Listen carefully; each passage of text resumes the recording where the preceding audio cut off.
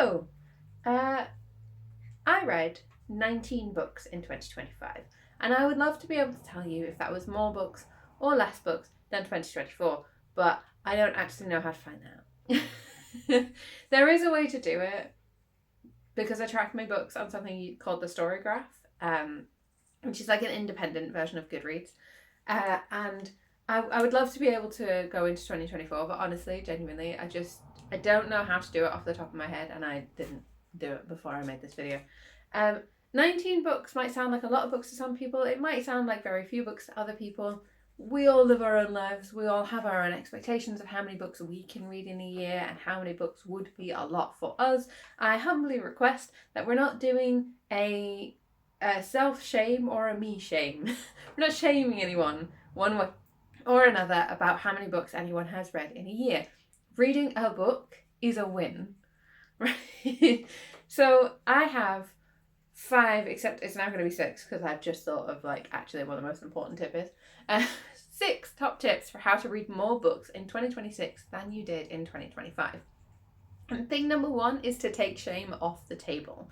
Like, really, okay, so some people really do benefit from like a big goal challenge, and I'm not trying to like throw shade at those people. Absolutely, if that's what works for you, great, do that. But if that doesn't work for you, or if you're only trying to read for fun but you still just want to read more books, don't do that to yourself. Don't give yourself some big giant goal to reach for.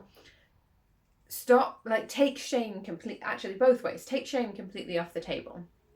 Don't like have the thing where you're like, I read 19 books in 2025 and I only read 14 books in 2026, and that's actually less. My resolution was to read more books. And it's like, yeah, but you still read books. That's what matters, right? That is literally the biggest and most important thing. Is if your goal is to read more books, every single book you read is a win. Also, yes, reading in different formats, but we'll get to that in a minute. So, thing number 2, which was number 1 on my list of things, I have a little sticky note. Thing number 2 is to find or make time. So, a lot of the time when it comes to specifically resolutions, actually, but when it comes to a lot of goals, people don't necessarily take into account the things that they're already doing and the things that already eat into their time, right? Like, if you have a full-time job and a business and a full-time job and a business, no. If you have you could, but if you have a full-time job and you foster kittens and you crochet, those are 3 big things that are taking up a lot of your time, right? If you have a chronic illness and a job, those are 2 things that take up a lot of your time. And I think that a lot of the time people kind of underestimate the things that they're already using their time for, and they think, oh, I just want to slot this in somewhere. And that's the question, is like, you have to ask yourself, how much time do I reasonably have to dedicate to this? Like, there's going to be all sorts of people who are out there giving you like advice about stop watching Netflix and start reading books. And that's not necessarily bad advice, but it's also not necessarily good advice, right? Why is it not necessarily good advice though? Stop watching Netflix and read a book sounds very reasonable. Yeah, it does. But if you've come home from a work day and you are utterly shattered, you maybe don't have the energy to read a book. Like, maybe vegging out on the couch for an hour and watching that favourite show that you've watched 100,000 times before is the thing that you can do. Or maybe you put that on so that there's something you can do while you're also entertaining your very excitable Cocker Spaniel. Real life example? Yes. Also, like, for me personally, as a person with a chronic illness, I do end up spending a lot of my day spending my energy on stuff. Like, I'll do work stuff when I can. And that's what having a chronic illness is like. I'll do work stuff when I can because I have a chronic illness and therefore I have to take it more easily. Due to my specific chronic illness, I'm not trying to paint everyone with the same chronic illness brush. But that also means that I'll try and do other stuff that eat into my energy, and then I don't have any more energy budget to spend on reading a book, because reading a book does take energy. For me personally, that may not be the case for everyone, but for me personally, as a dyslexic person, it takes some energy to read a book and decipher the words on the page. And I spend a lot of that specific energy as well. Like, if you imagine it as like, I can't spend reading energy on standing up, and I can't spend standing up energy on reading. Like, that's sort of how that works for me. And I think it's worth taking a look at your own life, and it's the finding time is more important than making time. Like, if there is a time that you haven't specifically allotted to anything, and like take like a week or 2 weeks to sort of assess your life essentially, and be there like, okay, where do I have time? Where could I find time?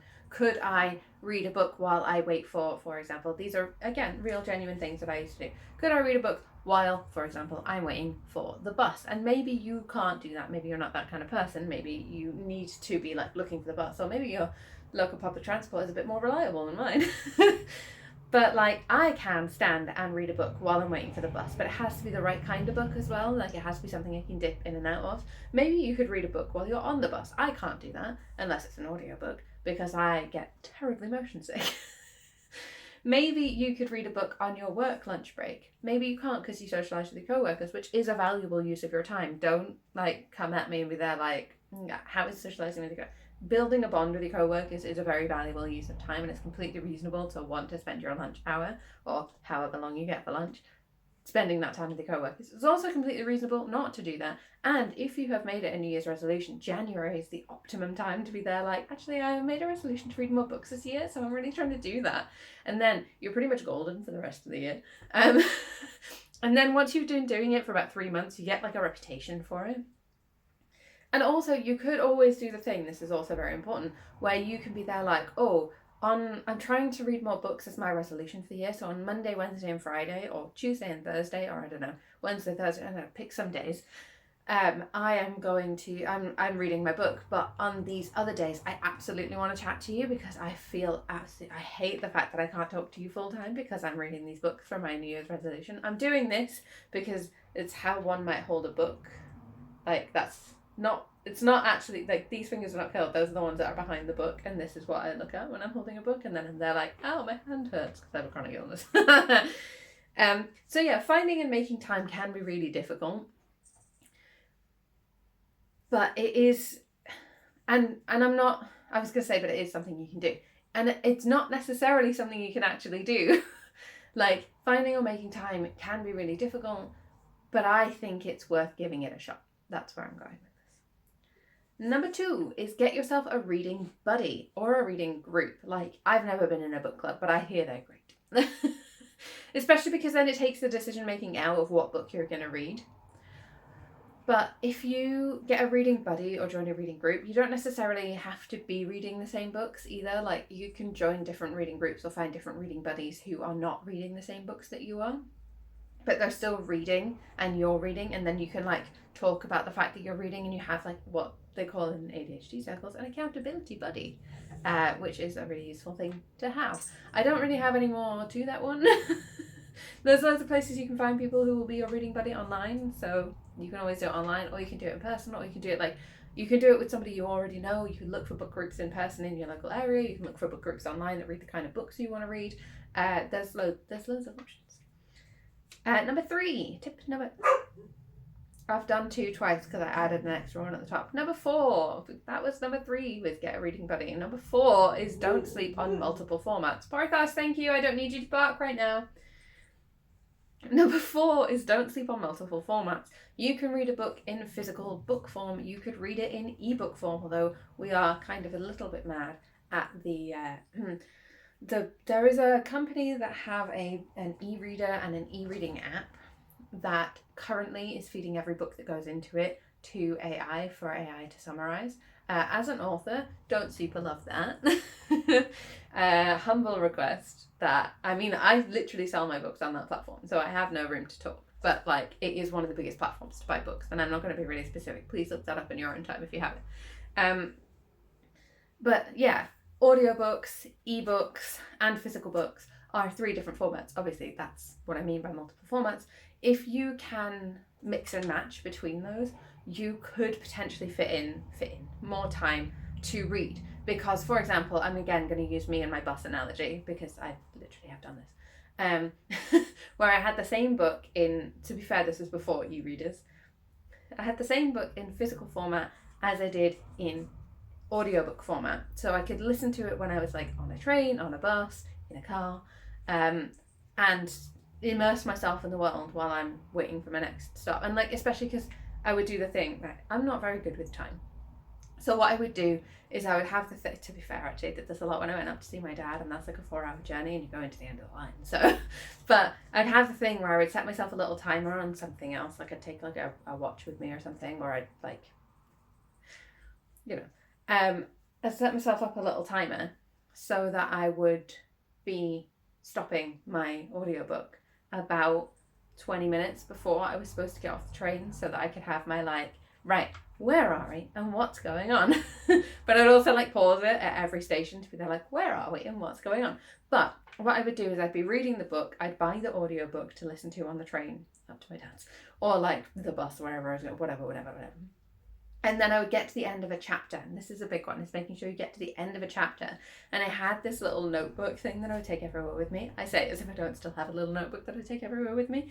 And I would write in the notebook what chapter I was up to, so that when I came back to the audiobook, especially because it was on CDs back then,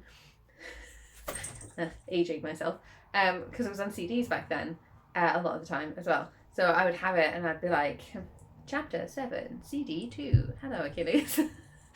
Chapter 7, CD 2, which would mean that when I'm then either going back to the physical book format, I can just start at chapter 7, or when I'm going to the CD format again, I can start off on CD 2, or I can look at like the booklet that came with the CDs to be there like, it's now, okay, chapter 7 was the end of CD 2. Or like, chapter 6 was the end of CD 2, chapter 7 starts on CD 3, so on and so forth. And like swapping between formats can be really beneficial, especially because you can now use e-reader and EPUB files on your phone via lots of different versions of apps and stuff, or via your local library. That's also an option. They also, like, lots of local libraries will let you read ebooks from them on their whatever app they're associated with. My local library is associated with Libby, which is true of the vast majority of libraries in the UK.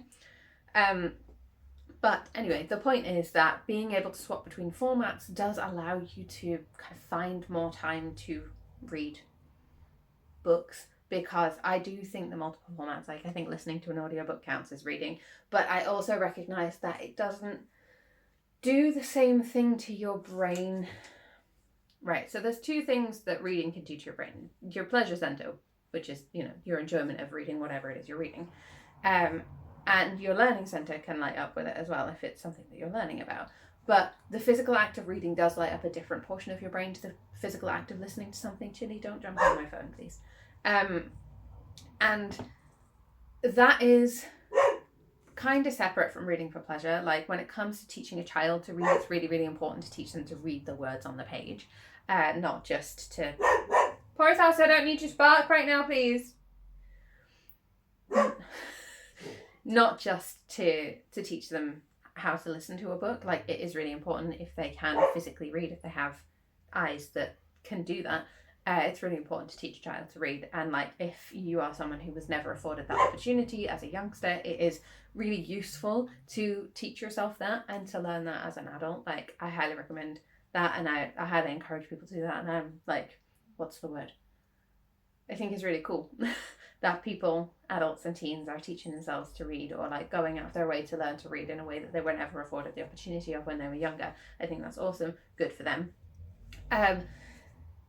And also, if your goal is to read more books for the enjoyment of having read a book rather than for literary purposes, like literacy purposes, then it doesn't matter which kind of reading you're doing, whether it's listening to an audiobook or reading a physical book. Number 5 is, seriously, get yourself a reading buddy, because it's so much more enjoyable to be able to talk about books with someone. And like, it's the thing of, for a while, there was a book that my wife borrowed from the library, and she really wanted to read it, but there were lots of little bits. It was a 3 different perspective, or 5 different, I don't know, it was a multiple perspective book, and there was one perspective that she really didn't like, and every time that perspective came up, she'd be there like, oh man, I don't want to read this book. And it wasn't like she could just skip it, because sometimes in a multiple perspective book you can just skip that bit and like jump to the next bit of the character that you like and like fill in the blanks. but it wasn't one of those where you could do that.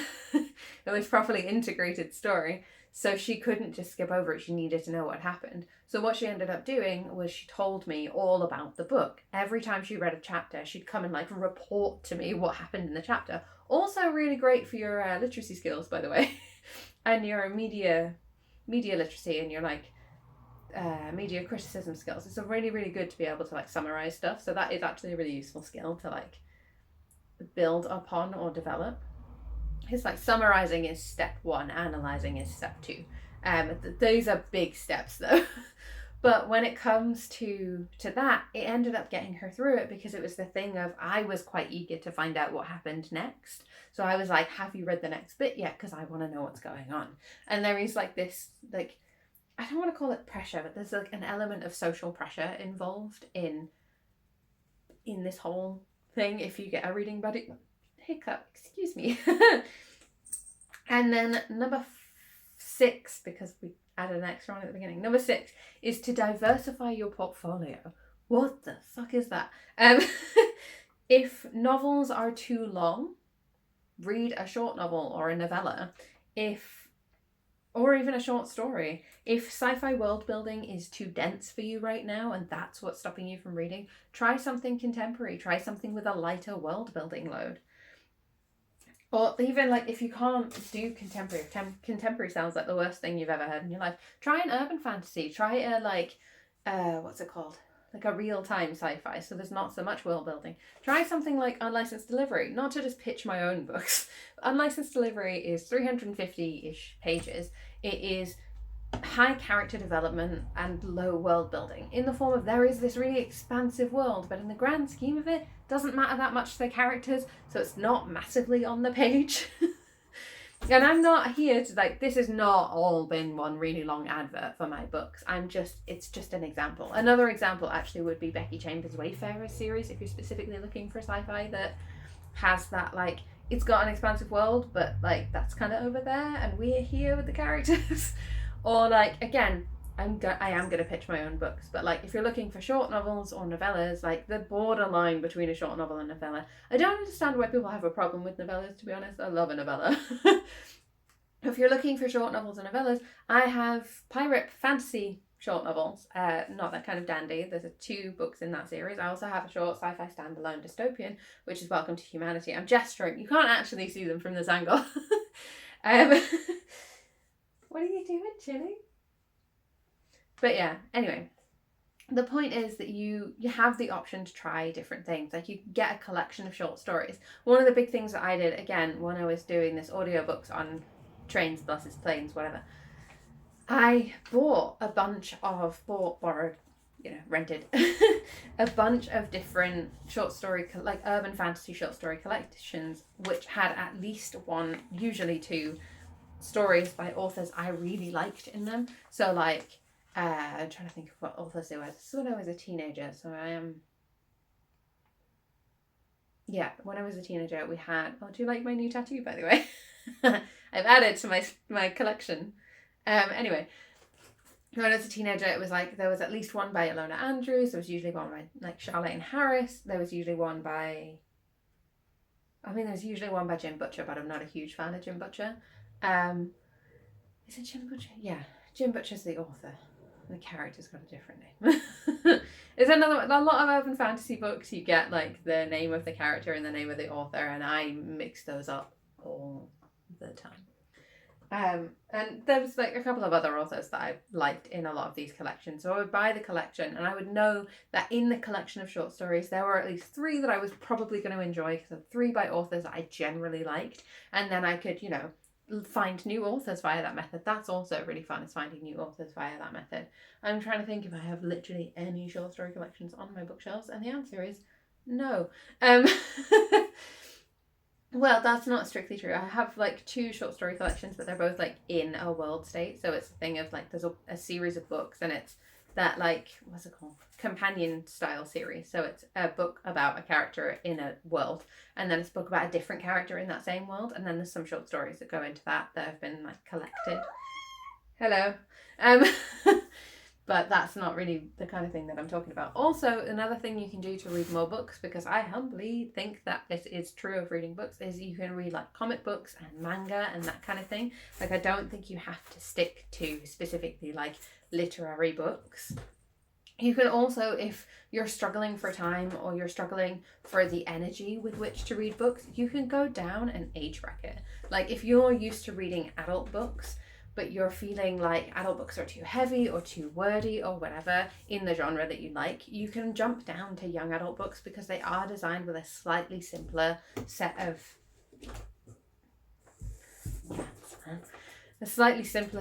like literary expectations. I so apologize for him. Ginny, could you calm for 5 more minutes? He says no. So they are written with a slightly simpler set of expectations of literary understanding. If you already love young adult books, there's no harm jumping down to like children's chapter books. And this is a much closer, as far as I understand, it's a much closer divide for a lot of UK books than it is for like US books, but don't hold me to that. I'm not an expert on 18 and under literature. I write adult books for adults. But for example, one series of books I read this year was, we ended up watching Lockwood & Co. on Netflix, and I really enjoyed it. And I was like, oh man, let me look up if there's going to be a season 2. And there isn't, which is sad, because it was such a good series. And I was like, okay, but they are based on a series of books. Let me look up whether the series of books is, you know, closely tied to the TV series. I'm going to call it TV series because I don't know what else you would call it. And the answer to that was yes, or at least according to the people on Reddit. So I was like, okay, cool. Let me see if I can get a hold of these books from my local library. My library didn't have them. Let me see if I can get a hold of these books from, there is an amazing website called World of Books, which is secondhand books. I love World of Books.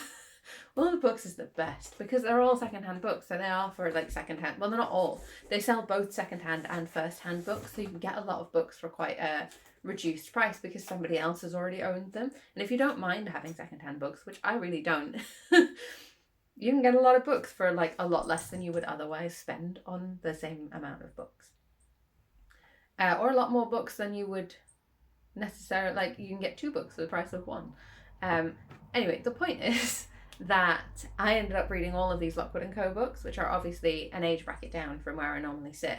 And like the main character in that at the start of the book series is 14 years old, which is a young adult book, but it is straddling the border in the UK between young adult and children's chapter books, because that is one of the things that straddles. And I know that saying go down an age bracket does mean go down an age bracket with the characters as well, because again, these characters are 14. But these characters are 14 and 16 and that kind of that kind of age range.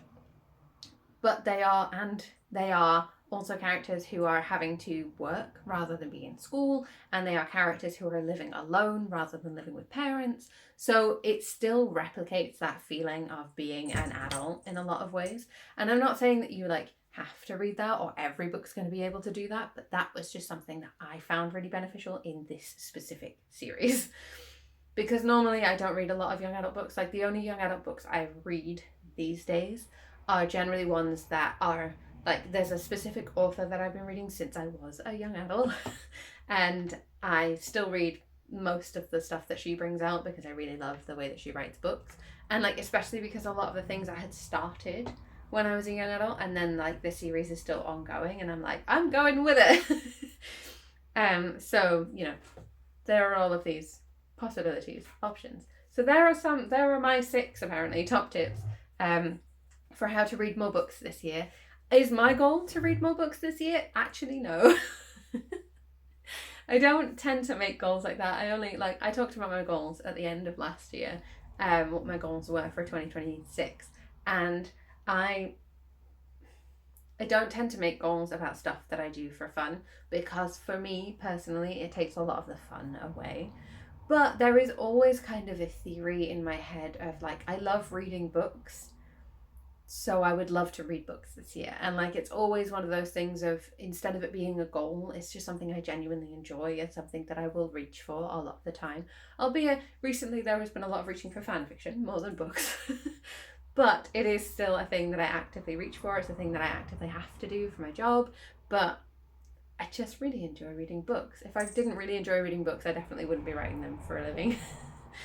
And if you are interested in any of my books, which this, again, not an advert, if you're interested in any of my books, or if you're interested in reading my free short stories that I bring out every single week, you can check the description box below for links to all of that, including more detail about all of that, and where you can find me on social media. That's right next to the like and subscribe buttons if you feel like sticking around. Not next week, I only post every other week. Next week but one, I will be posting a video about something. I can't remember what right now, so we'll all find out together. Bye! Say bye, Ginny. Bye.